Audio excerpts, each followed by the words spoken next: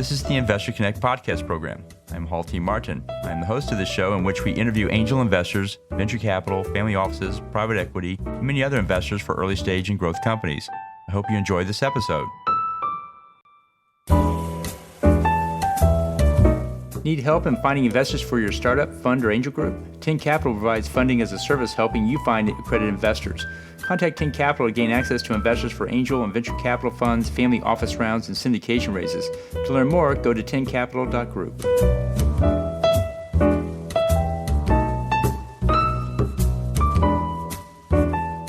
Well, hello, this is Hall Martin with Investor Connect. Today we're here with Paul Glover, author of WorkQuake and executive coach at Paul Glover Coaching. Paul is the no BS work performance coach, a recovering trial lawyer, an ex-felon, an unabashed Starbucks addict, a Chicago Bears fanatic, the author of WorkQuake, a speaker on business and leadership topics, and a member of the Forbes Coaching Council. Paul, thank you for joining us. Paul, thank you so very much. I appreciate the invitation and the opportunity to speak to your audience. Great. So tell us more about your background. Where do you come from? Well, you pretty much outlined it. I am a recovering trial lawyer. I practiced trial law and labor and employment law in the city of Chicago for approximately 30 years. And then at some point made that decision to seek another career. And I thought, based on my experience, that I had a very unique opportunity as a coach. I've experienced most of what leaders are going to experience, especially when it comes to adversity and recovery. So I decided to give that a shot. Started to develop a coaching practice. And now it's a national coaching practice for mid-level and C-suite leaders. And it's all about performance. I tell people I'm the last guy you want to have for life coaching. But when it comes to performance coaching, I believe that I've got the opportunity to develop a trust relationship with leaders and also give them the accountability that they need to reach the goals that we mutually set. And one final thing, I think every coach needs to put some skin in the game. My skin in the game is compensation. Once we've set the goals for our 12-month engagement, at the end of that 12-month engagement, it's entirely up to the client to determine whether or not we reach the goals. And my compensation is based on that determination. So it could be, even though it never has occurred, that I would get zero compensation for the entire year. So I believe that makes me more accountable, but it also engages my client in a different type of relationship. So great. So you wrote the book WorkQuake. What inspired you to write it? Well, actually, it was based off of the fact that, and I give myself too much credit today because the book actually was a prediction, and it's a prediction about what we're experiencing now in the workforce and the workplace. I believe that we were still enmeshed in the industrial age approach in both the 40% of the employees that work in the office, but the other 60% that are engaged in those essential services but are not in the office. And I looked at that, and based on my experience and based on my coaching, I decided that I would be able to put together a book that predicted what leaders needed to do to move out of the industrial age mindset and into the knowledge or information age mindset. And that was done way too many years ago, 2012. And I reread the book recently just because so many of the ideas that I put forth in the book are now being considered, just because employers are suddenly faced with a tipping point of employee resentment and lack of engagement and choice. So everyone has now heard the Great Resignation is upon us. And when I look at the Great Resignation, I can absolutely identify why. If you have not been treating your workforce the way they are supposed to be treated, and by the way, that's not the way they want to be treated, but the way they need to be treated, why would you expect them to stay when they're given an opportunity to leave? And I believe that we are now 40 years, the 40 years of mistreatment. And from that, I mean that based on that, I mean that we're not, the concept of stakeholder capitalism is something that needs to be a reality. And your primary stakeholder, if you're a business owner, is your employee. And if you don't treat them like a stakeholder, a partner, then don't anticipate that they're going to treat you as a stakeholder and a partner. By the way, I back that up by Gallup doing their annual engagement survey, which shows that only 36% of all employees are engaged. 17% are actively disengaged, and the remainder are just working for a paycheck. So if you expect they're going to hang around when somebody offers them something better, you're insane. Very true. Very true. We're witnessing that now. So tell us more about the book. What exactly did you want to do with that book? As far as how did you present it? Well, I presented it in what I called a daily dose of espresso for your brain. So every day is a lesson that is available to read 1-2 pages and take something away from that as an action item. I hate any advice that doesn't have an action item connected to it. But that's half the book. The other half of the book I called the daily mantra. And the daily mantra was aimed at self-care for leaders. Leadership is extraordinarily difficult, more difficult than most people have any concept about, because of the loneliness that you exist in, as well as the filters that surround you. My experience in coaching is that most leaders at 3 or 4 levels above the front line are getting such a filtered view of reality that it absolutely is not connected to reality. So I looked at that daily mantra as self-care that would cause you to be better in the leadership position, but also develop the concept of psychological safety based on trust. Great. And so who is the primary audience for it? Who were you talking to when you wrote it? Business owners, obviously executives in the C-suite, entrepreneurs. I believe that the lessons apply to everyone who is in a leadership position, from team leaders at a low level all the way to the executive team. So I think that there's something in the book for everyone in that level, and it was generalized, but you can pull a lesson from each lesson. And who else do you think could benefit from it aside from business leaders? Actually, I think that when we talk about business leaders, this book was written not for companies, but for organizations. And so I go across the board. I believe that any organization that requires leadership also requires followers. And therefore, it's a book that's based on creating a dialogue that occurs between those two groups, those that lead and those that follow, and is based on the concept of turning teams into self-directed teams. I'm a strong believer in high-performance work teams, but that's not the future of work. The future of work is self-directed work teams, and we flirt with that idea. My book is all about taking the lessons of leadership and being able to share it with those that are capable of being in a self-directed work team. Cool.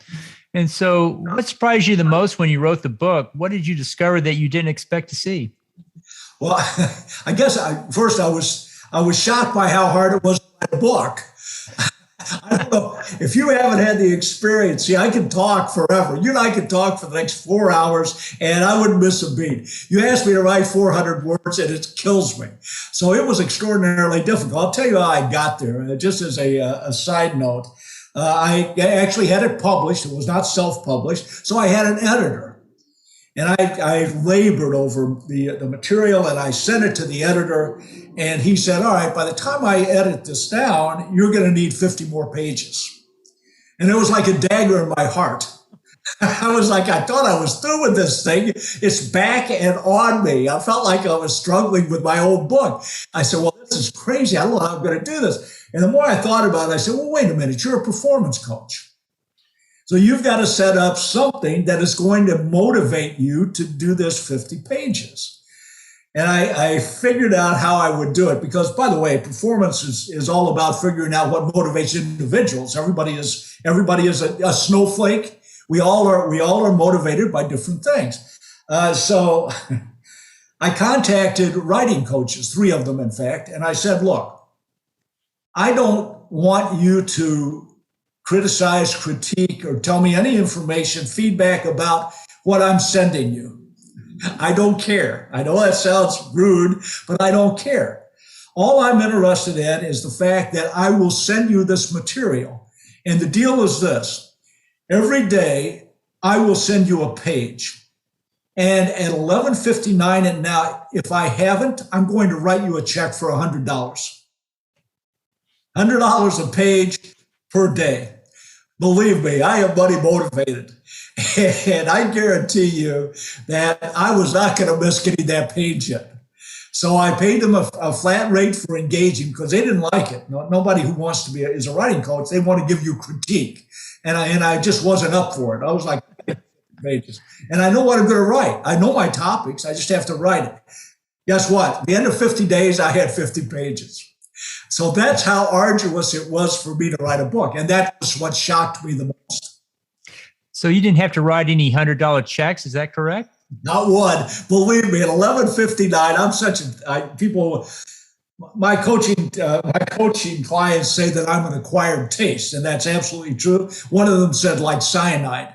So I have just got that character that this was a challenge, and I was obviously not going to lose the challenge with myself. And so at the end, and I would wait till 11:59 at night, and I would send it, and I would say, no check today. And that motivated me, as rude as that sounds, to do what I felt I had to do within the time frame that I had to do it. Well, tell me about your writing process. You sit down and do research for a few hours and then take a break and then you write a rough draft, or what time of day do you write, and how many words do you normally write in a sitting? Well, and it depends on the topic. I'm writing, I write articles for Forbes. As a member of the Forbes coaching community. And so I write with them, and they want lots of research to back up anything. So that's different writing, and more difficult, by the way. And second, unfortunately, I'm a recovering lawyer, which meant that I wrote trial briefs. And trial briefs are structured and absolutely have to be limited in word count. I actually had a judge once, I turned in a trial brief, and being a young lawyer and inexperienced, I knew what the length had to be, right? It was 15 pages. And so, of course, I thought, well, there's so much information that he'll understand when I turn in more than 15 pages. So I turned in 17 pages. And the last page was about the relief I was seeking for my client. And so our next status call, the judge called me up and he said, well, I received the brief and I wrote it, or I read it, but I'm curious, why didn't you ask for any relief? Well, I said, Your Honor, I did. He said, really? I said, where? I said, well, on page 17. He said, there is no page 17 in my court.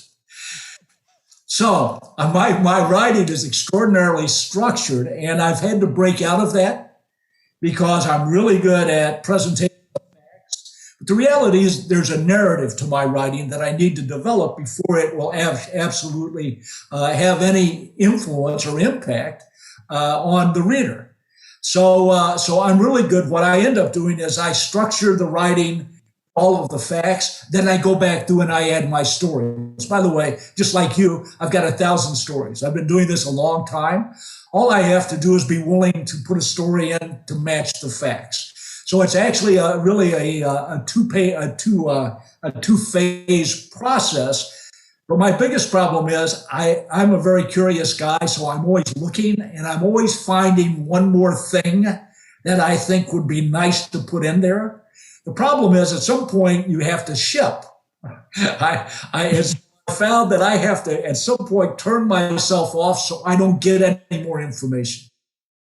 Very good. So based on your experience with this book, what was the most important takeaway you found from it? Well, I think as someone who's a content creator, you want to feel that you're going to have impact. Otherwise, the content just doesn't matter. I don't believe you should write. For me, I can't just write for the sake of writing. I joined a writing club. And there were people in there who just loved to write. And my deal was, well, have you sold anything? They were, no, but that's not the point. My point is when someone buys my book, I know there's going to be impact. So it has to have that level of impact and influence. And I found that it does. People who buy the book contact me and tell me this is a lesson on page 78 that resonated with me, and I was able to do something with the information.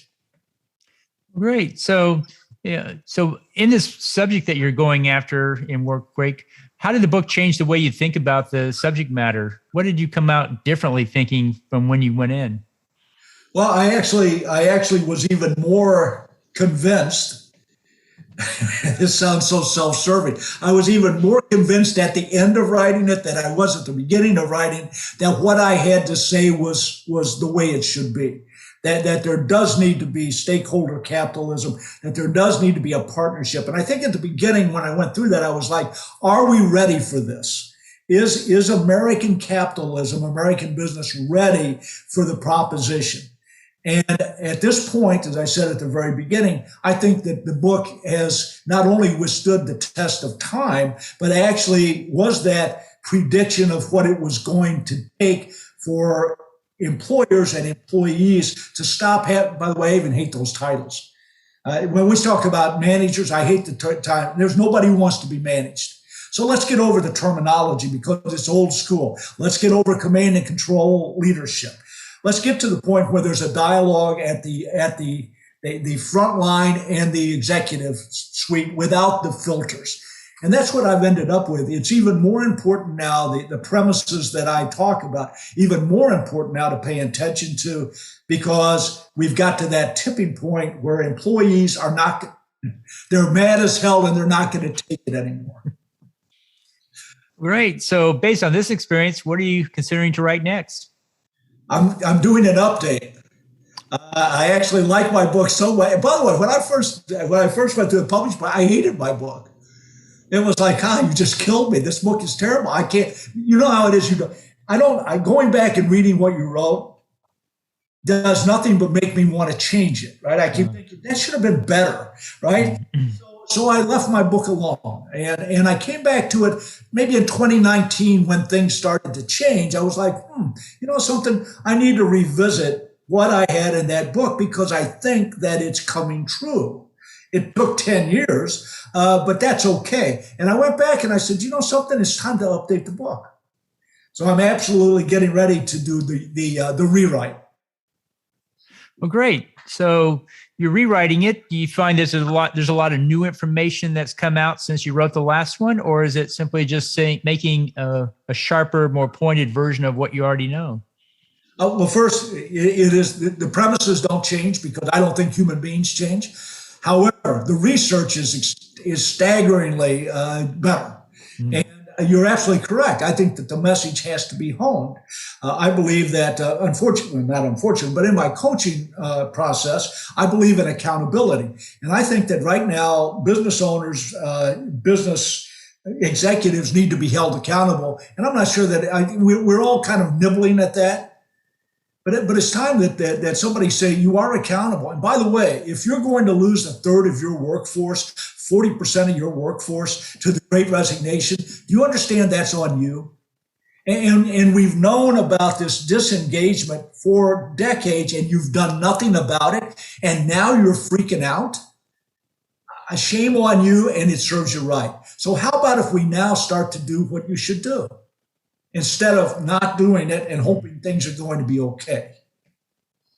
Good point. Well, in the last few minutes that we have here, what else should we cover that we haven't? I don't know, man. You asked a couple of good questions, and I think I gave you too much answer. But it's a part of me, and I appreciated the opportunity to talk to you. That's great. No, I think it's a timely book, timely topic for these days, and I think it's going to be well received. How best for the listener to obtain the book? Actually, Amazon right now has it. You go on. The title of the book is The WorkQuake. And there's, even though I trademarked the term, a couple of other people are using it. Not that I'm going to sue anybody for it, but yeah, I accept the fact that it was a great term. But apparently, by the way, what they say is not copycatting, but geez, I can't remember. But it's considered to be the greatest compliment. when someone copies what you do. So I'm taking it that way rather than being angry. But regardless, you could go on Amazon, do the WorkQuake, the book, and the subtitle is Making the Seismic Shift to a Knowledge Economy. And obviously, you look for Paul Glover, author. Great. We'll put that in the show notes. I want to thank you for joining us today and hope to have you back for a follow-up soon. I absolutely appreciate the opportunity. It's been fun. Investor Connect helps investors interested in startup funding. In this podcast series, experienced investors share their experience and advice. You can learn more at investorconnect.org. Paul T. Martin is the director of Investor Connect, which is a 501c3 nonprofit dedicated to the education of investors for early stage funding. All opinions expressed by Hall and podcast guests are solely their own opinions and do not reflect the opinion of Investor Connect. This podcast is for informational purposes only and should not be relied upon as a basis for investment decisions.